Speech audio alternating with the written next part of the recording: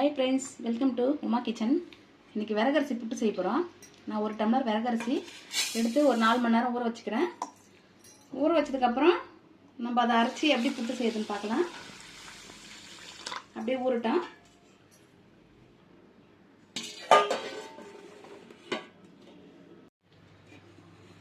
இந்த விறகரிசி புட்டு செய்யறதுக்கு நம்ம ஊற வச்சோம். இப்போ 4 ஹவர் நல்லா ஊறிடுச்சு. இப்போ நல்லா கழுவி அரைச்சிக்கலாம். நல்லா ஊறிடுச்சு பாருங்க. இப்போ நல்லா க்ளீன் பண்ணிக்கலாம். இப்போ நல்லா க்ளீனாக கழுவி எடுத்தாச்சு. இப்போ இதில் கொட்டி ஆற வச்சுக்கலாம். ஒரு 10 நிமிஷம் காத்தாட விட்டுட்டு அப்புறம் நம்ம அரைக்கலாம். இல்லைன்னா அந்த ஈரப்பதம் அப்படியே இருந்துச்சுன்னா மாவு ஜெலிச்சா மாவு விழாது. இது நல்லா கொஞ்சம் காத்தாடின பிறகு அரைச்சா தான் நம்ம ஜெலிச்சக்கா மாவு உதிரி உதிரியாக இருக்கும். இப்போ இதில் ஆற வைக்கிறேன்.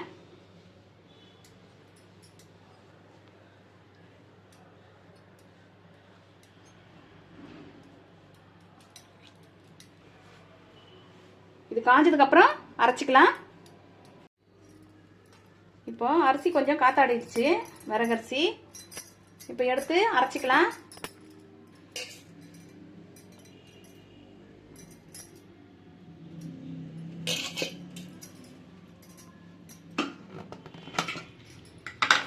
இப்போ அரைச்சாச்சு. இதை நல்லா அரைச்ச உடனே எல்லா மாவும் நல்லா ஜலிச்சாச்சு. இப்போ லைட்டாக உப்பு சேர்த்துட்டு நம்ம லைட்டாக அதில் தண்ணி தெளித்து அந்த மாவை நல்லா மிக்ஸ் பண்ணிவிட்டு கட்டி கட்டியாக இல்லாமல் நம்ம நல்லா மாவை உதிரியாக ஆக்கிட்டு அதுக்கப்புறம் தான் நம்ம ஆவி கட்டணும். ஜலிச்ச மாவில் நம்ம லைட்டாக உப்பு போட்டு தண்ணி தெளித்து நல்லா மாவு கிளறி வச்சுருக்கேன். ரொம்ப கட்டி கட்டியாக இல்லாமல் இந்த மாதிரி இருக்கணும், உதிரி உதிரியாக மாவு. இப்போ ஸ்டவ் ஆன் பண்ணிக்கிறேன். இட்லி பாத்திரத்தை அது மேலே வச்சுட்டு நம்ம அதில் கொஞ்சம் தண்ணி சேர்த்துக்கிறேன். அது மேலே இட்லி கொத்து ஒன்று எடுத்து வச்சுக்கிறேன். இப்போ அது மேலே ஒரு வெள்ளை துணியை நம்ம அது போட்டுட்டு இப்போ அதில் மாவு வைக்கலாம்.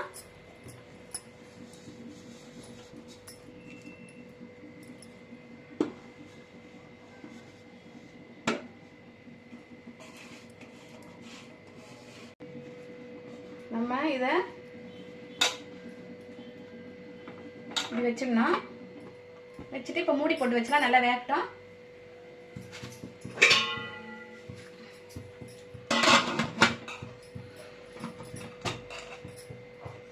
இப்போ மூடியாச்சு. நல்லா வேகட்டும். வெந்ததுக்கப்புறம் எப்படி புட்டு செய்யணும்னு பார்க்கலாம்.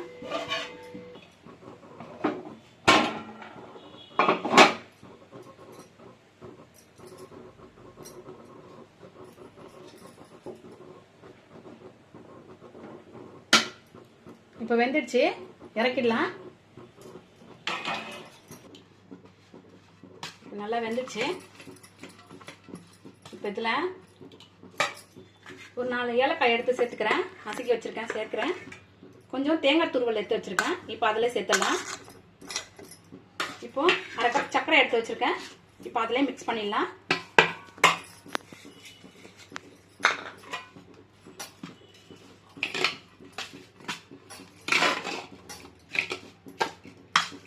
கொஞ்சமாக முந்திரி உடைச்சி வச்சிருக்கேன். இப்போ அதில் நெய்யில் வறுத்து நம்ம சேர்த்துக்கலாம்.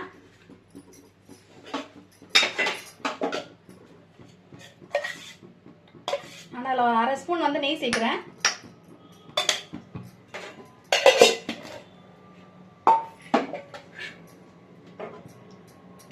இப்போ அதில் முந்திரி சேர்க்குறேன்.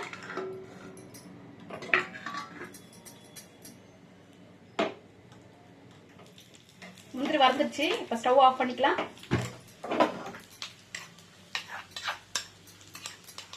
இப்போ வறுத்த முந்திரியை இதில் சேர்த்துக்கலாம்.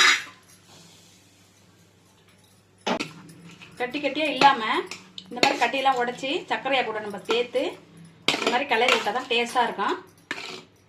சுவையான விறகரிசி புட்டு ரெடி ஆயிடுச்சு பாருங்கள். ஈவினிங் டைமில் இது ஒரு நல்ல ஸ்நாக்ஸாக இருக்கும். கண்டிப்பாக நீங்கள் ட்ரை பண்ணுங்கள்.